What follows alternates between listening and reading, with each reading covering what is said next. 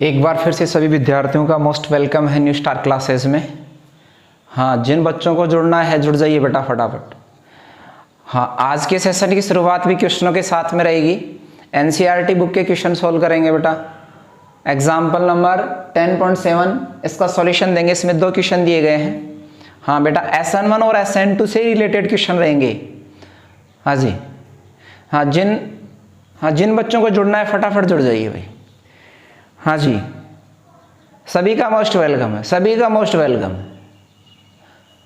आ जाइए फटाफट, आ जाइए बेटा। तो शुरुआत की जाए सेशन की। तो देखिए बेटा, आज का जो हमारा यहाँ पर पैटर्न क्वेश्चन टाइप रहेगा बेटा, एनसीईआरटी बुक का एग्जाम्पल नंबर 10.7 है।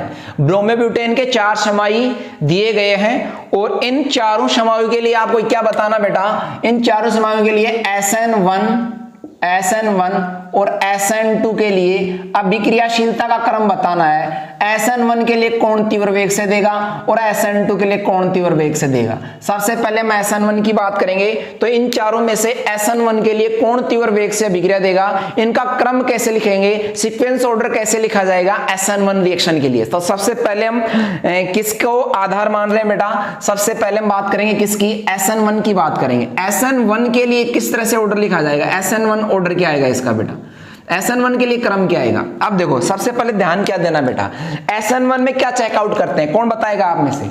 जब SN1 की जब क्रियाशीलता निर्धारित करते हैं, आपको हैलाइड दिए गए हैं, तो SN1 में क्या चेकआउट करते हैं, हाँ, बनने वाले कार्बन आयन के स्थायित्व को देखते हैं। वेरी गुड, बनने वाले कार्बन आयन के स्थायित्व को देखते हैं। अब मुझे बताइए, अगर मैं इसकी बात करता हूं तो देखो, इसमें से जब आप Br को निकालोगे तो कितने डिग्री बनेगा बताओ, 1 डिग्री बन गया। Very good.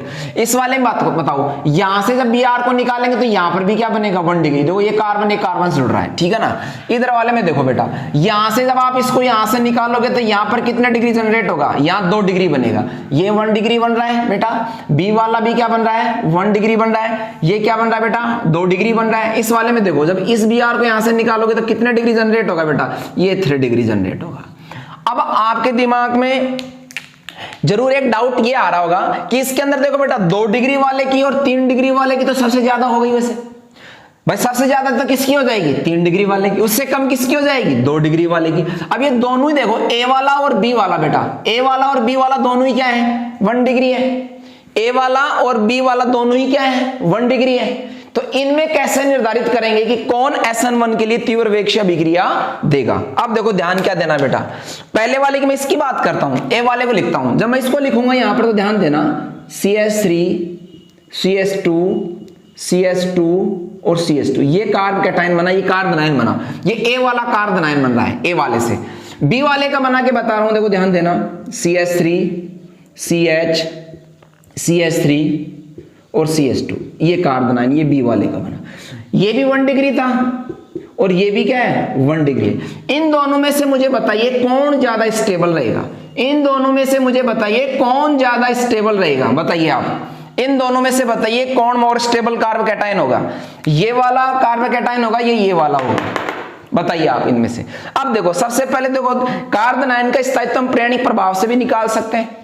किससे निकाल सकते हैं बेटा, प्रेरणिक प्रभाव से भी निकाल सकते हैं। किससे निकाल सकते हैं बेटा, प्रेरणिक प्रभाव से भी निकाल सकते हैं। अब देखो ध्यान देना, इधर यहां पर देखिए, यहां पर अगर मैं बात करूं, यहां पर ये वाला समूह जुड़ा हुआ है, ये वाला समूह जुड़ा हुआ है यहां पर, ठीक है बेटा। और यहां पर ये वाला समूह जुड़ा हुआ है, ये प्रोपिल समूह है, इसमें भी 3 ही कार्बन है और इसमें भी कितने कार्बन बेटा, 3 ही कार्बन है। लेकिन इसका प्रेरणिक प्रभाव क्या होगा बेटा, इस वाले से क्या होगा, ज्यादा होगा। इंडक्टिव इफेक्ट किस वाले का, ये जो आइसोप्रोपिल ग्रुप है, इसका नॉर्मल प्रोपिल की तुलना में इसका इंडक्टिव इफेक्ट क्या लगेगा बेटा, प्लस आई क्या लगेगा, ज्यादा लगेगा। और जितना ज्यादा प्लस आई लगता है बेटा, जितना ज्यादा प्लस आई लगता है, वहां पर कार्बन आयन की स्टेबिलिटी क्या होती है बेटा, उतनी ही ज्यादा होती है। अर्थात वहां पर स्टेबिलिटी क्या हो जाती है, उसकी इंक्रीज हो जाती है। स्टेबिलिटी किस पे डिपेंड कर रही है, यहां पर इंडक्टिव इफेक्ट के ऊपर। जितना ज्यादा प्रेरणिक प्रभाव लगेगा एल्किल समूह का, वहां पर कार्बन आयन क्या बनेगा, उतना ही ज्यादा क्या बनेगा, स्थायी बनेगा। तो बताइए दोनों में से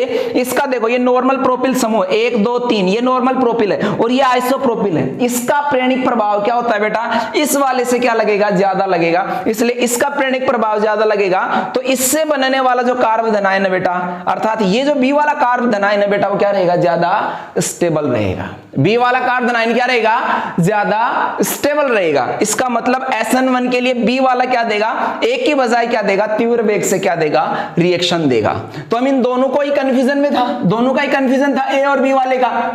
इनमें तो कोई दिक्कत है नहीं, ये 2 डिग्री हो गया, ये 3 डिग्री हो गया, ये 2 डिग्री, ये 3 डिग्री, तो 3 डिग्री की सबसे ज्यादा हो जाएगी, सबसे ज्यादा हो जाएगी, ठीक है। उससे कम 2 डिग्री वाले की। ए और बी में से किसकी ज्यादा होगी, तो देखो बी वाले की ज्यादा होगी। बी वाले की क्यों ज्यादा होगी, अभी बताई थी मैंने। बी वाले में देखो ये समूह, देखो बेटा ये समूह आइसोप्रोपिल समूह आ रहा है, इसका प्रेरणिक प्रभाव क्या होता है, एक नॉर्मल प्रोपिल की तुलना में क्या होता है बेटा, ज्यादा होता है। अब इसका जब प्रेरणिक प्रभाव इंडक्टिव इफेक्ट ज्यादा लगेगा तो इसके बजाय ये वाला कार्बन जो कैटायन होगा बेटा, इसकी तुलना में क्या होगा, ज्यादा स्टेबल होगा। इसलिए बी की रिएक्टिविटी, बी की तीव्रता, अर्थात बी की तीव्रता SN1 के लिए क्या होगी, ज्यादा हो जाएगी। तो बताइए ऑर्डर क्या आ जाएगा, सीक्वेंस ऑर्डर क्या आ जाएगा, बताइए। हाँ बताइए, आप लिख के बताइए, बताइए सीक्वेंस ऑर्डर बताइए क्या आएगा, बताइए सीक्वेंस ऑर्डर बताइए आप। हाँ जी, किसके लिए लिख रहे हैं बेटा, SN1 के लिए। किसके लिए बेटा, फॉर SN1 के लिए, ठीक है ना। हाँ जी, रिएक्टिविटी ऑर्डर,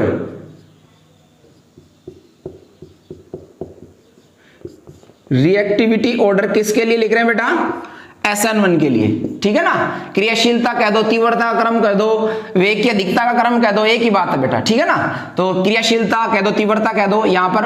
तो बताइए सबसे कम किसकी होगी रिएक्टिविटी, सबसे कम किसकी होगी बेटा, ए वाले की होगी, उससे ज्यादा बी वाले, क्योंकि बी से बनने वाला कार्बन आयन क्या है बेटा, ज्यादा स्टेबल है, उससे ज्यादा सी वाले की और सबसे ज्यादा डी वाले की। ये सीक्वेंस ऑर्डर आ जाएगा बेटा। इस तरह से हमने क्या किया, रिएक्टिविटी का ऑर्डर लिखा, क्रियाशीलता का क्रम लिखा। तो ब्रोमोब्यूटेन के मैंने 4 समायु बनाए थे, 1 समायु, 2 समायु, ये 3 4 समायु थे अपने पास ब्रोमोब्यूटेन के। क्योंकि समायु होते क्या है, अणुसूत्र समान, संरचना क्या हो बेटा, अलग अलग हो। तो यहाँ पर जो मैंने 4 समायु बनाए थे, ए बी सी और डी वाले, ये ब्रोमोब्यूटेन के 4 समायु थे। इनमें से पूछा था कि SN1 के लिए कौन तीव्र वेग से अभिक्रिया देगा, अर्थात इनकी SN1 के लिए अभिक्रिया, SN1 के लिए तीव्रता का क्रम अनुमानित कीजिए, ठीक है ना। Identify the sequence order for SN1 reaction, ठीक है ना। तो SN1 अभिक्रिया के लिए हमें क्या करना है, इनका ऑर्डर क्या करना है, अरेंज करना था, किसके लिए, SN1 रिएक्शन के लिए, ठीक है। अगर SN2 के लिए पूछ रहा है, ये दोनों के लिए पूछ रहा है बेटा, SN2 का क्रम क्या होगा, तो अपोजिट कर देना बेटा, उसका विपरीत कर देना, ठीक है ना। अब बताइए SN2 के लिए क्या क्रम आ जाएगा, SN2 के लिए क्या हो जाएगा, अरे बेटा उल्टा हो जाएगा, इसका उल्टा कर दीजिए। बोलो सबसे कम किसकी आ जाएगी, डी की, फिर सी की, फिर बी की, और सबसे कम किसकी बेटा, ए वाले की आ जाएगी। ये सीक्वेंस ऑर्डर किसके लिए आ गया, SN2 के लिए आ गया। SN1 का आ गया तो उसका एंटी कर देना, उसका विपरीत कर देना, किसका हो जाएगा बेटा, SN2 का सीक्वेंस ऑर्डर हो जाएगा, ठीक है। तो इस तरह से हमने इस क्वेश्चन को सोल्व किया। अगला इसी 10.7 का ही बेटा ये पहला पार्ट था। सेकंड पार्ट देखते हैं, सेकंड पार्ट में क्या था। सेकंड पार्ट के अंदर भी कुछ ऐसे एग्जांपल दिए गए हैं, उसके अंदर भी किस तरह से हम सोल्व करेंगे, देखो ध्यान देना। ये तो इसका पहला पार्ट था, ब्रोमोब्यूटेन के 4 समायु, ठीक है, इनकी क्रियाशीलता का क्रम पूछ रहा था। उसके बाद देखिए सेकंड, देखो सेकंड की हम बात करते हैं तो कुछ आपको कंपाउंड दिए जा रहे हैं, और उन कंपाउंड में वही SN1 और SN2 के लिए क्या पूछ रहा है बेटा, सीक्वेंस ऑर्डर पूछ रहा है। ध्यान देना एक बार इधर देखिए, कंपाउंड देखो क्या क्या दिया इसने, C6H5CH2Br, ये ए कंपाउंड है, ठीक है। दूसरा दिया बेटा C6H5 और Br, ये बी कंपाउंड है बेटा, ये बी कंपाउंड है। उसके बाद देखिए बेटा C6H5Br, ये सी कंपाउंड है। और एक दिया बेटा C6H5 और Br, ये लो। बताइए, ये डी वाला कंपाउंड था, ये तो ए वाला कंपाउंड है, ये बी वाला है, ये सी है, और ये क्या बेटा, ये डी है। बताइए इनमें बताइए SN1 के लिए कौन तीव्र वेग से रिएक्शन देगा। देखो इनमें बताइए कौन SN1 के लिए तीव्र वेग से रिएक्शन देगा।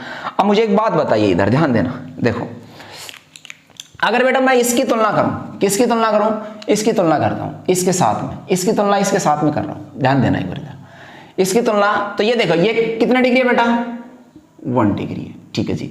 ये कितने डिग्री है बेटा 2 डिग्री है। देखो हेलोजन जिस कार्बन जुड़ रहा है वो 2 कार्बन जुड़ रहा है, ठीक है 2 डिग्री बेटा। इधर वाले में आ जाइए, ये कितने डिग्री बेटा, ये 3 डिग्री है, और ये भी कितने डिग्री है बेटा 3 डिग्री है। अब मुझे बताइए 1 डिग्री 2 डिग्री में किसके लिए अपन देखेंगे, पहले SN1 की बात कर रहे हैं। तो SN1 में क्या देखते हैं बेटा, stability of carbocation, carbon ion का क्या देखते हैं, स्थायित्व देखते हैं। क्या चेकआउट करते हैं बताओ, हाँ कार्बन आयन का स्थायित्व है। तो SN1 के लिए भी देखो, ये 1 डिग्री 2 डिग्री, तो इनमें से देखिए बेटा यहाँ C6H5CH2 भी आ रही है 1 डिग्री है, जबकि ये क्या बेटा, इधर देखो इस वाले कार्बन की मैं बात करता हूं, यहाँ पर इस पर 2 फेनिल समूह 2 बेंजीन रिंग जुड़ रही है, जबकि यहाँ पर एक ही बेंजीन रिंग है, ये बेंजलिक कार्बन आयन है। लेकिन यहाँ पर देखो बेटा, ये बेंजलिक कार्बन आयन ऐसे भी हो सकता है, ऐसे भी हो सकता है। इधर देखो बेंजलिक कार्बन आयन की पॉसिबिलिटी दोनों तरफ से हो सकती है, ये बेंजलिक कार्बन आयन ऐसे भी बन सकता है, ये ऐसे भी हो सकता है। तो इसमें रिंग डबल आ रही है, इसमें रिंग एक ही है बेटा। अब देखो ये 1 डिग्री है 2 डिग्री, तो वैसे तो 2 डिग्री कार्बन आयन क्या होता है 1 डिग्री से ज्यादा स्टेबल होता है, ठीक है। अब दूसरी बात यहां पर देखो, इसके अंदर जो ये बेंजलिक कार्बन आयन बनेगा बेटा, इसकी बजाय ये वाला ज्यादा स्टेबल है। वैसे 2 डिग्री है, 2 डिग्री कार्बन आयन क्या होता है 1 डिग्री से ज्यादा होता है। तो इनका सीक्वेंस ऑर्डर तो क्या जाएगा, ए का सबसे कम और बी का उससे ज्यादा। साथ में देखो यहाँ पर इसकी स्टेबिलिटी ज्यादा क्यों आ रही है, इसकी इसलिए आ रही है, इसमें 1 रिंग आ रही है, इसमें 2 रिंग आ रही है, तो इसमें रेजोनेंस ज्यादा होगा बेटा, इसमें अनुनाद क्या होगा ज्यादा होगा, ठीक है ना। तो यहाँ पर ड्यू टू रेजोनेंस लग जाएगा, ड्यू टू मोर रेजोनेंस रहेगा, ठीक है ना, कंपेयर टू कंपाउंड ए की तुलना में बी का जो रेजोनेंस होगा वो बेटा क्या होगा, उसमें ज्यादा होगा। बी वाले में रेजोनेंस की पावर क्या रहेगी, ज्यादा रहेगी। इसमें 2 रिंग आ रही है। इधर देखो इसमें 3 डिग्री ये भी और ये भी 3 डिग्री है। अब बताइए इन दोनों को कैसे डिफरेंशिएट करें, इनको डिफरेंशिएट कैसे करेंगे बेटा। हाँ ये भी 3 डिग्री है, ये भी 3 डिग्री है। अब देखो, अब जिसमें अब हमें देखना क्या देखना है, देखो इधर देखो 1 रिंग आ रही है, 2 रिंग आ रही है, 1 मैथिल आ रहा है, ठीक है बेटा। इधर देखो 1 रिंग 2 रिंग और ये 3 रिंग, तो 3 बेंजीन रिंग आ गई इसके अंदर। तो रेजोनेंस किस में ज्यादा होगा, रेजोनेंस किस में ज्यादा होगा, हाँ बेटा इस डी वाले में रेजोनेंस, आपने सभी ने सही बोला, डी वाले में रेजोनेंस क्या होगा, ज्यादा होगा। क्योंकि डी वाले में देखिए यहाँ पर 1 रिंग है, 1 रिंग ये है, 1 रिंग, 3 रिंग आ रही है, तो ये रेजोनेंस में रहती है तीनों रिंग किस में रहती है बेटा, तीनों वाले किस में रहती है, अनुनाद के अंदर रहती है। और यहाँ पर अनुनादी संरचनाएं क्या बनेंगी बेटा, ज्यादा बनेंगी। यहाँ पर अनुनादी संरचना बेटा क्या बनेगी, कम बनेगी। इसका मतलब इसकी अगर मैं बात करता हूं तो इसके अंदर हाइपर कॉन्जुगेशन पार्ट लग सकता है, ठीक है ना, इसमें अल्फा H है बेटा, ठीक है ना, ये कार्बन आयन बनेगा तो अल्फा H। लेकिन हाइपर कॉन्जुगेशन से भी ज्यादा डोमिनेंट कौन होता है बेटा, रेजोनेंस होता है। तो इसमें रेजोनेंस पावर ज्यादा है, इसमें रेजोनेंस पावर क्या है, कम है। इसमें अनुनादी संरचना ज्यादा बनेगी, इसमें अनुनादी संरचना कम बनेगी। इसमें देखो जो रेजोनेंस हो रहा है बेटा, तो अनुनादी संरचना में इन दोनों की वजह से आएगा, इनमें तीनों की वजह से रेजोनेटिंग स्ट्रक्चर बनेंगे, ठीक है ना। 1 रिंग के साथ बनाते हैं तो कितनी बनती है बेटा, 5 बनती है, तो टोटल 15 अनुनादी संरचना होगी इसके अंदर, कितनी होगी, ज्यादा। तो जहां पर ज्यादा अनुनादी संरचना वहां स्टेबिलिटी क्या आएगी, ज्यादा आएगी। अब बताइए सीक्वेंस ऑर्डर क्या आएगा। अब बताइए SN1 के लिए, बताइए SN1 के लिए रिएक्टिविटी बताइए, SN1 के लिए बताइए सबसे कम किसका होगा, ए वाले का होगा, वेरी गुड। फिर 2 डिग्री का तो वैसे ही ज्यादा, 2 वाले का। फिर बताइए सी वाले का, डी वाले का, सी वाले का हो गया, ठीक है। ये लो जी सी, ये बी और ये सी, और सबसे ज्यादा किसका होगा, डी वाले का। तो ये आगे रिएक्टिविटी ऑर्डर किसके लिए आ गया, SN1 के लिए। SN2 के लिए मैंने क्या बोला था, SN2 के लिए क्या बोला था, एंटी कर देना बेटा। देखो ये 3 डिग्री, अब देखो ध्यान देना, यहां पर देखो बेटा 3 डिग्री, तो ये भी 3 डिग्री में, त्रिम बाधा किस में ज्यादा है, डी वाले में ज्यादा है सबसे बेटा। क्यों है बेटा, देखो यहां पर ये रिंग आ रही है और यहां पर एक मैथिल आ रहा है, तो जो मैथिल की अगर मैं रिंग से तुलना करूं तो इसमें बड़ा स्थूल समूह कौन सा बेटा, ये रिंग वाला है। रिंग का साइज क्या होता है, मैथिल की कंपेयर में क्या होता है, ज्यादा बड़ा होता है, तो वहां पर रुकावट ज्यादा बनेगी, बाधा ज्यादा क्रिएट होगी वहां पर, अर्थात वहां स्टेरिक एंट्रेंस बढ़ जाएगी, इसलिए हमारी एक्टिविटी क्या हो जाएगी, कम हो जाएगी। तो इस मैथिल की तुलना इससे करें, ये दोनों तो सेम है बेटा, ये दोनों तो क्या है, सेम है, लेकिन इसकी कंपैरिजन तो करेंगे अपन, है तीनों, दोनों क्या है 3 डिग्री, लेकिन इसके बजाय इसका साइज क्या होगा बेटा, बड़ा होगा। ये एक बड़ा स्थूल समूह है बेटा, एक बड़ा स्थूल समूह है, ठीक है ना। हाँ स्टेरिक एंट्रेंस ज्यादा उत्पन्न करेगा, बाधा ज्यादा उत्पन्न करेगा, न्यूक्लियोफाइल के जुड़ने की रेट को क्या कर देगा, कम कर देगा। इसका मतलब यहां पर सबसे कम किसकी होगी बताना, सबसे कम रिएक्टिविटी किसकी होगी, डी की फॉर SN2 रिएक्शन के लिए, उससे ज्यादा किसकी होगी, सी की, उससे ज्यादा किसकी होगी, बी की, और सबसे कम किसकी होगी बेटा, ए वाले की होगी। सबसे कम किसकी होगी, ए वाले की होगी। इस प्रकार से हम क्या कर लिखते हैं, SN1 और SN2 के लिए क्या करते हैं, रिएक्टिविटी ऑर्डर लिख सकते हैं, क्रियाशीलता का क्रम लिख सकते हैं, तीव्रता का क्रम लिख सकते हैं। तो एग्जाम में ऐसा क्वेश्चन दे सकता है आपको कि 3-4 एग्जाम्पल दे दे और फिर लिखाए इनका SN1 के लिए क्रम को अनुमानित कीजिए, SN1 की तीव्रता के लिए क्रम को अनुमानित कीजिए, ठीक है ना। Identify the sequence order for SN1 and SN2 reaction. तो इस प्रकार से हम क्वेश्चन क्या करते हैं बेटा, इनका सॉल्यूशन देखते हैं। आप किसी प्रकार के आपका डाउट कोई प्रॉब्लम हो तो बेटा आप कमेंट्स करना, और अगर कोई भी समस्या आए तो बेटा आप कॉल भी कर सकते हो। इसके अलावा देखो इसी प्रकार के जो पैटर्न ऑफ क्वेश्चन है बेटा आपकी एक्सरसाइज में पीछे दिए गए, आप उनकी भी प्रैक्टिस जारी रखना। तो ये हमने एग्जांपल 10.7 की यहाँ पर चर्चा की है आज के सेशन के अंदर। इसमें 2 टाइप्स के क्वेश्चन पूछे गए थे, एक तो ब्रोमोब्यूटेन की 4 समूह के लिए, ब्रोमोब्यूटेन के 4 समूह के लिए SN1 और SN2 के लिए क्रियाशीलता का सीक्वेंस क्रम बताइए, और एक इसमें कुछ ही एग्जाम्पल दिए गए थे जो रिंग के साथ में थे, बेंजलिक कार्बोकैटायन के। ये देखो बेंजलिक कार्बोकैटायन, इसमें एक जनरेट होगा, इसमें बेंजलिक कार्बोकैटायन 2 जनरेट हो सकते हैं, इसमें भी 2 हो सकते हैं, इसमें कितने हो सकते हैं बेटा, 3 हो सकते हैं, ठीक है। तो इस चीज का ध्यान देना। अब इसमें बेंजलिक कार्बोकैटायन कैसे, देखो ये ध्यान देना, इधर यहां देखो ये पॉजिटिव आ गया, मैंने क्या बताया था बेटा, इसके अंदर देखो हैलोजन पहले किससे जुड़ रहा है, sp3 कार्बन से, और sp3 कार्बन सीधा किससे जुड़ रहा है, बेंजीन से जुड़ रहा है, तो बेंजलिक कार्बोकैटायन होगा। यहां पर देखो ये sp3 कार्बन, sp3 किससे जुड़ रहा है, बेंजीन से, बेंजलिक कार्बोकैटायन है।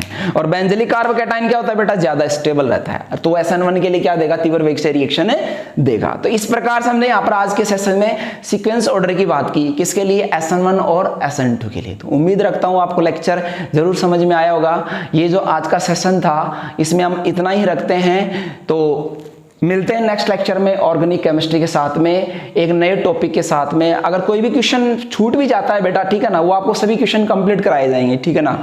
आप अपनी प्रैक्टिस जारी रखना, आपको कंटिन्यूटी में जुड़े रहना है। किसी प्रकार की कोई समस्या आए तो आप हमसे बात कर सकते हैं। तो मिलेंगे नेक्स्ट लेक्चर में ऑर्गेनिक केमिस्ट्री के साथ में। ओके, टेक केयर, ध्यान रखना अपना।